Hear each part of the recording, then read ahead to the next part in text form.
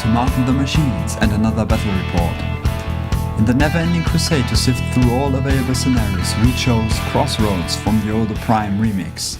Size would be 25 points, and I chose to go with Vladimir Chepeshi Experienced, while Aridas stuck with Marshall Bravestar. Get ready for a fight with a lot of buildings, and a special feature, Warmachine 101, right in the report. Enjoy! So the terrain. The old Crossroads guidelines were that at least 4 pieces should be placed, but we probably went a little out of control. But it's looking good, isn't it? We have 2 forests, a burnt down forest section, 2 ruins, a burnt down homestead and a burnt down liquor distillery, 7 structures, 4 buildings, another homestead, a church and a watchtower, 1 hill and a large fountain. 14 pieces all in all. The glass beads mark the centers of the deployment areas. I win the role to deploy, but leave the initiative to Aridas. He had Jeremiah Kraye with a hammersmith and a charger, a unit of stormblades with unit detachment and 2 storm gunners, and then Thor Steinhammer and a Godson Basher. I had Vladimir Chepeshi and the Victor the Juggernaut, minimum assault commandos with 2 flamethrower proxies, Widowmakers, Man-O-War Dracoon, Manhunter and Manhuntress, as well as Shunon the Mage Hunter. Yep, today he'll pose only as Prime Iris. Due to the mission, we'd roll again to see who goes first, and I win this roll. I decide to take the first turn so I can get my stuff stuck in or away first. The deployment of Crossroads is a little strange and might need to work over. At any rate, I don't allocate focus. Victor actually was right where I wanted him. The commandos move first and shield wall, splitting to go around the fountain. The Dracoon runs to my left. The Widowmakers run up to get onto the top of the building.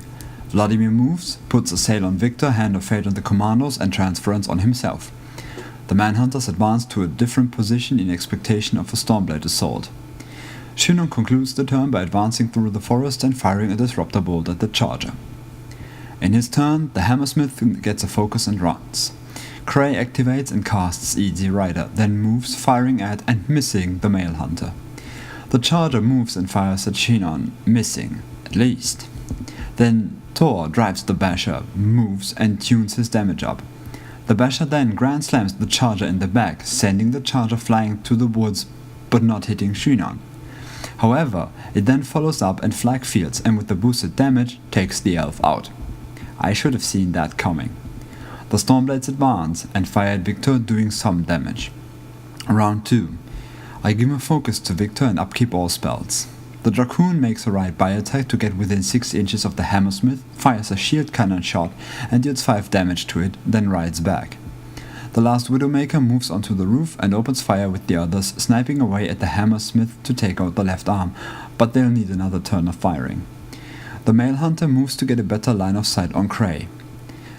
I could have just moved Vlad up all the way, feated and then charged in right here and now, but I wasn't sure whether I would actually win with this, and I don't like to waste a feat like that, because all others were not positioned to get something appropriately done. Victor ran to intercept the Hammersmith, the commandos advanced in shield wall with Vlad trailing in behind. Warmachine 101. What exactly can a manhunter under Vladimir's feet and with the help of Transference take down? Or what is there that he can't? The general formula is basic dice plus weapon master plus boosted attack plus strength plus weapon power minus armor plus focus times number of weapons on the model. Given average dice, the values are for a manhunter 7 plus 3 plus 4 plus 9 plus 4 minus arm plus fog times 2.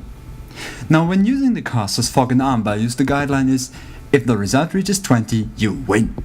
Unless it's Darius and Krachev. But then again, they have an oversold manhunter in their face. Let's assume the best first, a caster strapped the focus.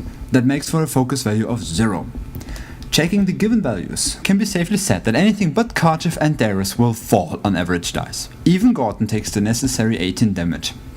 So, you're presented with the opportunity to unleash hell with a feated manhunter on a focusless caster. Hit it! Even if you fail, you certainly scare him to death, even Krachev.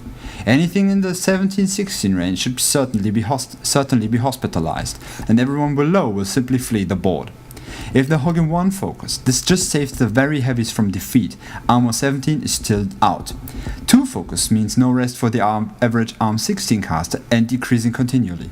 Note though, Armor 14 casters will always fear this Manhunter unless they hog 7 focus and more. And even then, Severus and Nemo will kick the bucket. So statistically, Mathemancy reinforces the original statement. Do the math, then fire when ready, and do not hesitate when facing a Warlock. Their armor isn't that great, and if they have to transfer away 11 damage or so, the beast won't exactly be happy, more crippled. In his turn, he doesn't allocate focus because 12 inches reach only this far. The Basher lumbers back out of the woods, as does the Charger who stands for feeding his action. Thor Steinhammer then charges the male hunter and misses. The Hammersmith backs up. Kraye casts Easy Rider, moves and fires at the Manhunter immediately, missing him and Thor.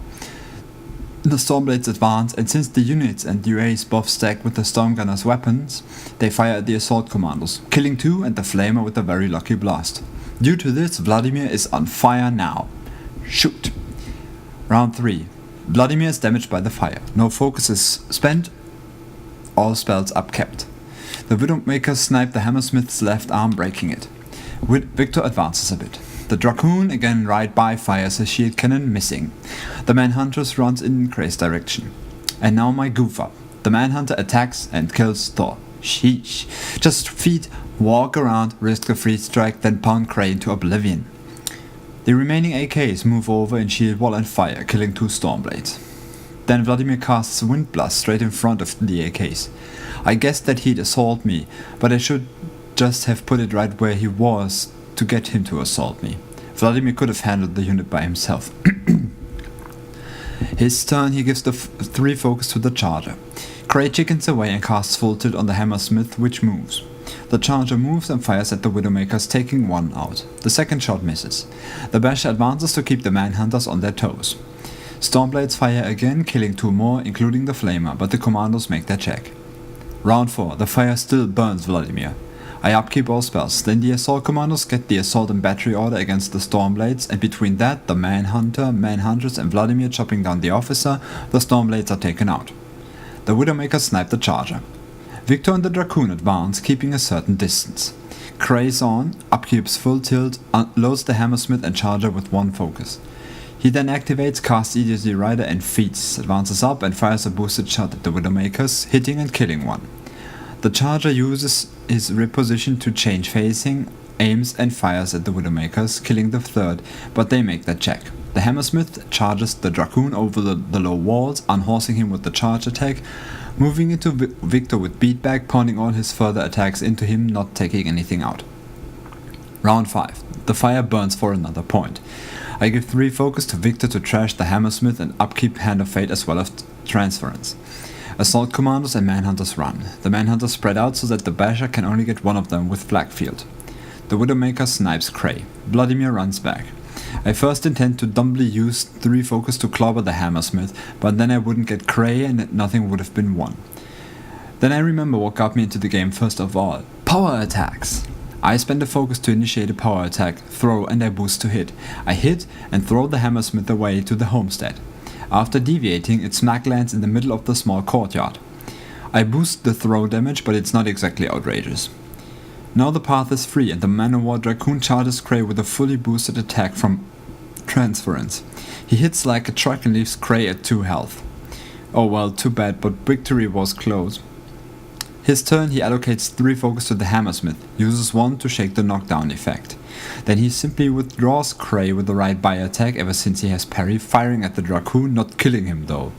Afterwards he casts Easy Rider. The Charger moves to block off the Dracoon. The Basher walks to the Male Hunter and Flakfields, taking him out. Next up, the Hammersmith charges Vladimir. The defensive strike doesn't deal the necessary blow to stop it, and the boosted attack knocks Vladimir out. Although I want to add that Vlad would have survived if he hadn't lost life due to the fire. Kraye wins. In hindsight. Well, victory this time had easily been possible.